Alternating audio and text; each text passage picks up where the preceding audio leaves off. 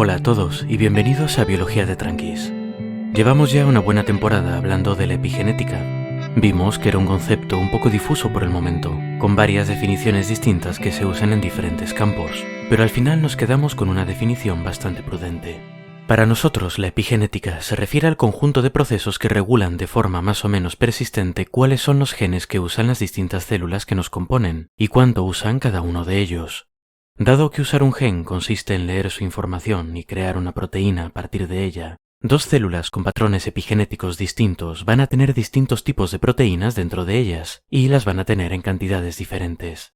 Las proteínas, por su lado, son nanomáquinas complejas con funciones bioquímicas específicas, así que si nuestras dos células contienen proteínas distintas, esto se verá reflejado en su aspecto, su fisiología, las señales que emiten, las que reciben, cuánto se dividen, todo tipo de cosas. Así que como resultado de la presencia de patrones epigenéticos diferentes, dos células, ambas con el mismo material genético, pueden acabar teniendo formas y funciones muy distintas. Pensemos en una neurona y una célula de la piel, por ejemplo. Estos procesos epigenéticos son especialmente importantes durante todo el desarrollo embrionario, en el que necesitamos autoensamblarnos a partir de una única célula genérica, el cigoto. Esta célula tiene que dividirse y dar lugar a poblaciones de células muy diferentes, que acabarán formando nuestros distintos tejidos y órganos. Esto se consigue mediante una diferenciación y fijación progresiva de los patrones epigenéticos en los distintos linajes de células destinadas a ser parte de estas poblaciones. Pero una vez el organismo está formado, aunque parezca que todo ya está en su sitio, la importancia de los procesos epigenéticos no desaparece. Para que las células cumplan su función de forma correcta y eficiente, estos patrones epigenéticos tienen que mantenerse. Hay cosas muy importantes controladas por ellos. Sin ir más lejos, aunque las primeras células genéricas que forman nuestros embriones, las células madre embrionarias, se dividen mucho, esto no puede mantenerse para siempre. A medida que los tejidos se forman, solo algunos grupos de células madre en cada uno de ellos mantienen la capacidad de dividirse, y solo son capaces de formar células de los tipos del tejido en el que están.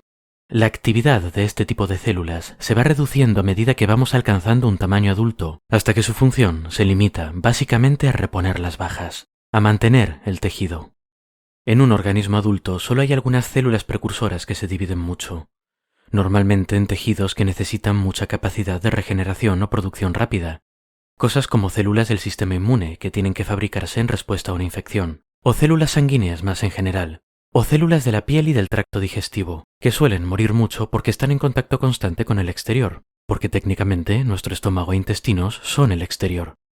Aún así, la división de estas células precursoras está muy regulada epigenéticamente, y las células no precursoras, como las neuronas o las que forman nuestras fibras musculares, no se reproducen en absoluto.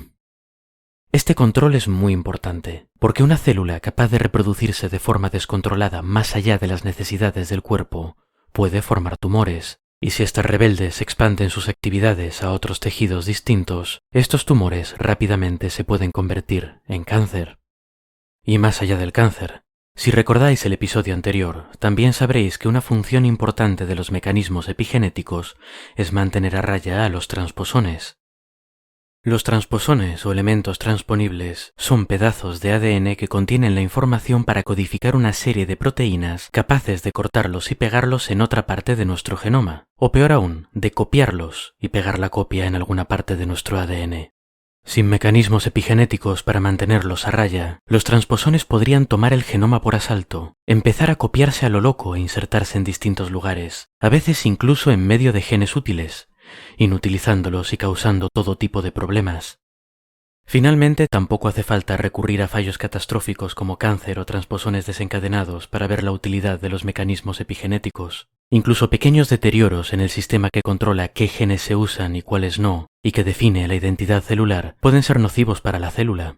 La célula es un sistema delicado, e incluso pequeños cambios en la expresión adecuada de los genes pueden resultar en ineficiencias funcionales, en gastar energía en crear una proteína innecesaria en vez de una necesaria, en desequilibrios bioquímicos que se van acumulando y haciendo que la célula no sea capaz de cumplir su función adecuadamente. En estos casos una célula puede morir simplemente, o quizás sus sistemas de apoptosis, de muerte celular programada, pueden desactivarla y empaquetarla para que el sistema inmune recoja sus restos. En el caso de las células precursoras de mantenimiento que regeneran nuestros tejidos, este daño también puede desencadenar una serie de sistemas de seguridad que se activan cuando se detecta deterioro genético. Estos sistemas ponen a la célula en un estado llamado senescencia, en el que deja de ser capaz de dividirse. Se cree que este proceso de senescencia controlada ocurre para evitar el primer escenario que comentábamos, en el que una de estas células sufre daños en partes clave del sistema de control de la reproducción y se convierte en cáncer. Si queréis escuchar sobre esto con un poco más de detalle, en el episodio 43 traté ese tema. Ese episodio trataba sobre el envejecimiento, y aquí llegamos al punto en el que el tema de esos episodios y el de estos se tocan por fin. Esta pérdida progresiva de las células que regeneran nuestros tejidos, esta acumulación de células senescentes que además causan todo tipo de problemas como inflamación o daños a las células vecinas, va deteriorando nuestro organismo poco a poco. Este deterioro, esta falta de mantenimiento, aumenta a su vez las posibilidades de que algo importante se rompa y nuestro organismo falle, un proceso que conocemos como envejecer. Los factores que causan estos daños, la pérdida de células de mantenimiento y el consiguiente deterioro del organismo, se han achacado a varias causas, como por ejemplo el deterioro del ADN o la acumulación de residuos con oxígeno reactivo, los famosos radicales libres que habréis escuchado mencionar por ahí. Sin embargo, hoy nos vamos a centrar en otro factor que se baraja, que como os podréis imaginar después de toda esta charla, se refiere al deterioro con el tiempo de los sistemas epigenéticos de la célula. Las investigaciones sobre epigenética y envejecimiento son muy nuevas, incluso más que el resto de la epigenética, así que siempre tenemos que tomar los estudios sobre esto con mucha prudencia, porque podrían cambiar en el futuro. Pero por ahora sí que tenemos pistas que nos indican que efectivamente los sistemas epigenéticos van fallando con la edad. Como ya hemos repetido muchas veces durante esta serie, los principales sistemas epigenéticos de los que se suele hablar son dos.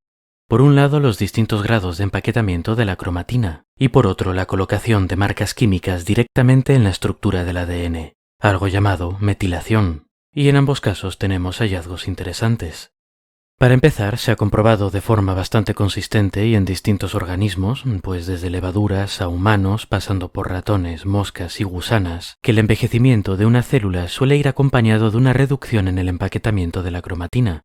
La cromatina siendo el conjunto del ADN y de las histonas, una serie de proteínas que lo mantienen empaquetado y bien ordenado.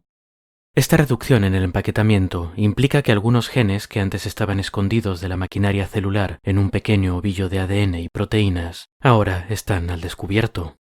Y normalmente, si estos genes estaban escondidos, era por buenas razones, porque son genes implicados en la aparición de tumores, por ejemplo, o porque son elementos transponibles, o simplemente porque son genes que no deberían usarse y que fabrican proteínas que no hacen falta, y entonces ¿para qué las quieres por ahí flotando y molestando o incluso haciendo cosas indebidas y tareas que nadie les pidió? Y en cuanto a la metilación, como siempre, la metilación es un tema. Algunos estudios dicen que los niveles globales de metilación del ADN disminuyen a medida que envejecemos. Esas marcas que tenemos en algunos genes, y especialmente en transposones, van desapareciendo en cada una de nuestras células, desestabilizando la expresión de nuestros genes y causando muerte, senescencia o tumores. Pero eso es solo lo que dicen algunos. Otros estudios recientes, usando metodología algo más moderna, dicen que esa pérdida global no existe y que además los resultados cambian mucho dependiendo del tejido que se mire. Por otro lado, hay varios estudios poco discutidos que parecen bastante de fiar, que sí que han encontrado una relación muy sorprendente entre la metilación y el envejecimiento. Veréis, el caso es que en vez de mirar el grado de metilación en todo el ADN a la vez, podemos medir el de cada zona específica del genoma de forma separada. Esto requiere mucho trabajo, mucho poder de computación y mucha estadística, pero es posible. En los estudios en los que se hizo esto, se encontraron una serie de lugares puntuales en el ADN cuyos grados de metilación varían con la edad de forma muy consistente. Mirando estos lugares puntuales, se puede estimar la edad de la persona de la que procede la muestra con muy poco margen de error. Y no solo esto, sino que las medidas en estos lugares están todavía mejor correlacionadas con el grado de deterioro del organismo y la aparición de enfermedades propias de la vejez. Es decir, estos lugares dan una medida de la edad biológica, de lo hecho polvo que está tu cuerpo independientemente de su edad cronológica. Lo que sí hay que tener en cuenta es que esto, pese a ser una herramienta de medida muy útil, no deja de ser una correlación estadística. Los problemas habituales de la metilación que vimos en el tercer episodio de esta serie se aplican también aquí. Básicamente no sabemos por qué está ocurriendo esto. Los lugares de metilación que se usan para medir muchas veces tienen menos metilación con la edad, pero a veces tienen más. Además, estos lugares cambian entre tejidos y cambian mucho también entre especies, con lo que no son simplemente una serie de genes fijos relacionados claramente con la vejez. De forma más importante, los genes a los que afectan no tienen funciones consistentes que podamos relacionar con un proceso biológico específico, y como ya hemos visto, la metilación no es el único sistema epigenético, ni el único sistema de regulación genética, así que no podemos decir alegremente que la expresión de estos genes esté afectada en la práctica. Necesitamos hacer estudios en profundidad al respecto, y todavía no están hechos. Tampoco sabemos si esos cambios epigenéticos son la causa del envejecimiento, o si simplemente son una consecuencia que es fácil de observar y medir.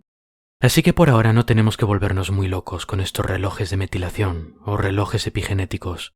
Considerémoslos, simplemente, una forma útil de estimar el estado de envejecimiento de una célula, y si usamos suficientes células, la edad del organismo al que pertenecen. Pero esto no es poco, y gracias al uso de estos relojes epigenéticos hemos aprendido algunas cosas muy interesantes. Por ejemplo, ¿recordáis las células madre embrionarias? Son esas primeras células genéricas que componen nuestro embrión, capaces de dividirse mucho y de transformarse en todos los tipos celulares que necesita un organismo. Pues el reloj epigenético de estas células madre embrionarias, está parado. Básicamente se conservan siempre jóvenes, y el proceso de envejecimiento solo comienza en aquellas que empiezan a convertirse en otros tipos celulares más especializados. Y yendo un poco más allá. En el primer episodio de esta serie sobre la epigenética, os comenté de pasada la existencia de los factores Yamanaka, con Y y con K. Estos son 4 factores de transcripción, proteínas de señalización que regulan la expresión de uno o más genes si están activas dentro de una célula.